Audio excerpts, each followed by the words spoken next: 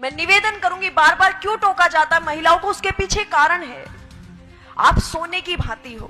वो कहती कि पुरुषों को भी टोकिए, ये भी तो शॉर्ट्स पहन करके गली में वॉकिंग करने के लिए चले जाते हैं, हमें ही क्यों टोका जाता है? तो ध्यान देना, इसके पीछे बहुत गहरा रीजन है, शायद आप समझ पाओ। पुरुष एक लोहे की भांति है, लोहे से तुलना की गई है पुरुष की, लेकिन महिला एक हीरे की भांति है, एक गोल्ड की भांति है, सोने की भांति है। आपने देखा होगा, आप यहां से बाहर निकलेंगे, लोहा आपको कहीं भी पड़ा मिल जाएगा।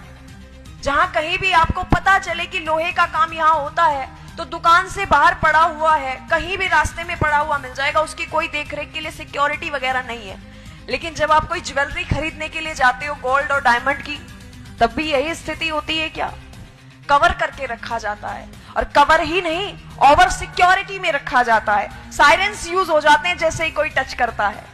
लेकिन यहां स्थिति विपरीत आई, आप सोने की भांति हो। और मुझे समझ नहीं आता कि हमें छोटे ड्रेसेस पहनने में ही क्यों स्वतंत्रता चाहिए?